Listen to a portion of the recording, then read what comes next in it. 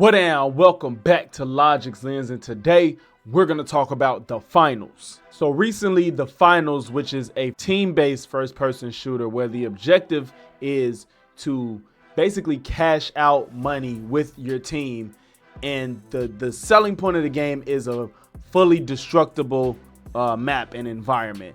So while you're running around collecting money in different, there's only 2 game modes right now, so they're just kind of play off of each other differently, where one mode is where you grab a vault of money and you cash it and hold down that cash until it all cashes out, and you got to hold it down while other people are trying to steal it. And the other is, you get kills and also votes that spawn in the map randomly, where you collect the money and go cash that out as well until you reach 40,000. So what's also cool about it is kind of like video game inspired. I think the idea isn't you aren't an actual person shooting each other, shooting teammates. You're in a, I guess, AI world, or more like a Ready Player One world, where you're just playing the game and you respawn with credits and whatnot and stuff like that. It's a really cool game, so I'm just here to give my impressions on it. Again, I'm not the review guy. This is not a full-blown review breakdown where I'm gonna tell you the FPS and all that. I'm just gonna tell you why I like this game. For those that don't know, which you probably do if you've been on my channel long enough, I have kind of over the whole FPS genre. Like, as a whole, it's been pretty dry, pretty boring. It's repetitive. It's just, I have not seen a lot of innovation. The reason that I wanted to try the finals is because I saw innovation. Not that, fully destructible environments and FPS and team-based games are different, but the way they incorporated all these things together made it feel like an experience I've never seen before. Not only do they have fully destructible environments, each character is a different class. It's not solely built upon making a build for any kind of character. It's that certain builds are made in a specific way that you can't veer off from what they're meant to do. You got a light, medium, and heavy class, each of which has different perks and downsides to them. So you got your light class, which is the fast, smaller person around the map. They're jumping around. They're using grappling hooks. They move the fastest. They have smaller guns. You got your medium build, which is the in-between a light and a heavy, of course, which is kind of versatile. They got some things to help them maneuver through the map as much. No grappling hook, but they're not too powerful. Then you got your heavy class, of course, which is the slower but the powerful, which can on their own without weapons, if you so choose with your special, to break through the environment and cause destruction and mayhem throughout it with their kit. Everybody, they all have different main primary weapons, but they also have gadgets, which is like, not necessarily your secondary, but your utilitarian things that you use for offense or defense. And all 3 of those classes have different ones. Of course, this is a free-to-play game. I didn't mention that, which is a plus. Of course, you got your battle pass and monetization, where I'm not gonna lie, the skins, the gun skins, the character skin, the clothes that you can buy, the way you can customize them is actually pretty cool. Like, I've seen some stuff, it's like, oh, I actually want that. And with that being said, you have your battle pass, where you of course unlock a lot of things, but there's also free progression and free currency in the game that you can earn to unlock things that you like.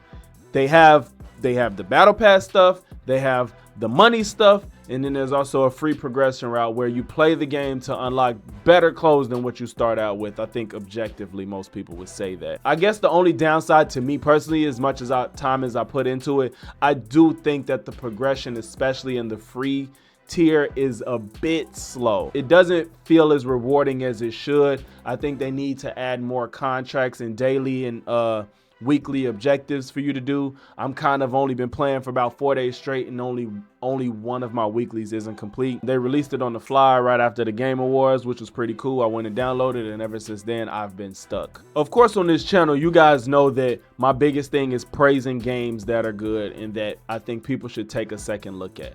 I know a bunch of people are just stuck on their Call of Duties. They're stuck on their Overwatches, those of you that are. They're stuck on their Fortnites. People are stuck on Rainbow Six Siege probably still. Everybody has their thing, and I think that this game really deserves a good try, a good look. Like anybody that's into the first person shooter genre, I think you need to get this game a try. There's such a great feeling of accomplishment when you actually win a match, because it's not that easy. You know, it's more than just a team deathmatch. I failed to mention earlier that each mode is a 3v3v3 or a 3v3v3v3. So, I mean, I don't know how much variation they're going to do outside of that as the game continues to grow and progress and they add modes and weapons and skin and all that stuff. But it's a different dynamic that you don't see in most first-person shooters these days. You know, you got 3 teams or you got 4 teams where, you know, you're not just worried about killing any other person you see as far as like everybody's an enemy. But yes, everybody's an enemy, but there's a lot more threats within the vicinity of what you see that is kind of harder to manage. You know, you can see 2 people shooting each other and then decide at that point, what do you do? How do you want to handle that situation? Do you let them kill each other or do you jump in and take them both out? You know, those are different type of situations that you got to deal with and manage. And it's so cool to do things like you see a team attacking another team and you can go underneath them, blow out the floor, everybody falls, and then you just set everybody on fire. You know, like that was something that was put in the trailer and that was like pretty fucking cool. Like, you know, that's not something that you just have to think about.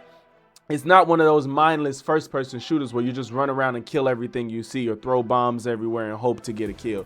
The maps are fucking huge. They're huge. They have, you know, big jump pads. You have your grappling that you flying across to get to another part. Yes, you can fall off the map, but it's kind of hard to fall off. They made it so you don't feel like every turn you make you're gonna fall off. It's easy to manage with between the grappling hooks and the jump pads.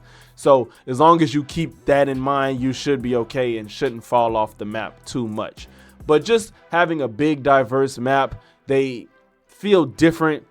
I think it's about 4 different ones, and then even within those maps they have like weather conditions, and even with the weather conditions, this is also a slight problem I have. It seems like sometimes in the matches it doesn't happen too often, and it also only happens towards the end where they'll have these modifiers that'll happen during the match where like a meteor shower will fall through the sky, where falling fireballs will come and a lot of the map will go on fire, and or a low gravity mode where your jumps, you know, you're more floaty as you maneuver through the map.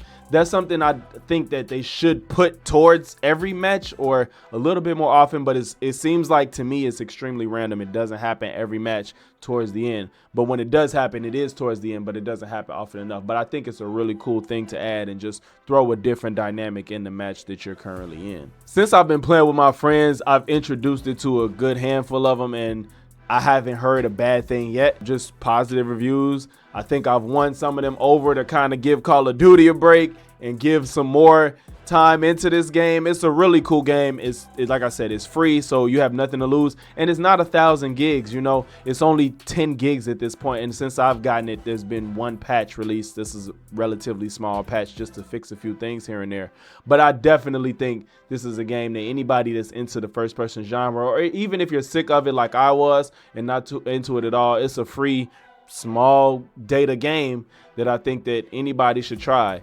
As far as graphically, it's not something that's overly impressive, but it is good, especially like I said, to be a free game. It's pretty good. One thing I'm noticing is that it's a lot smoother on console versus PC. The people I've played with that also is playing it on PC is saying that it takes forever to load in. Like, and a lot of times when I jump in my first match, I'll get a lot of frame drops and lagging, but it catches on and it really doesn't do it much after that. But as far as my PlayStation 5, no issues at all. Everything's moves like that. Everything moves extremely fast. No lagging, no stuttering, no frame drops or anything like that. And I'll say graphically it's a bit smoother. But it's nothing that's game breaking that'll make you not want to play. I've had 1 crash on PC and I've had 1 crash on my PlayStation. Actually, no, I've had 2 crashes on PC and none on my PlayStation. But that is within about probably over 10 hours of gameplay. That sounds kind of bad, but I haven't had any continual problems that I feel like is something that I need to warn everybody about. It could have just been a me thing, and they might have fixed it in that last patch. Who knows? But to bring it all in, I'm Embark Studios. You got my support at this point. I find this game to be very interesting. I think there's a lot of potential in this game in the future.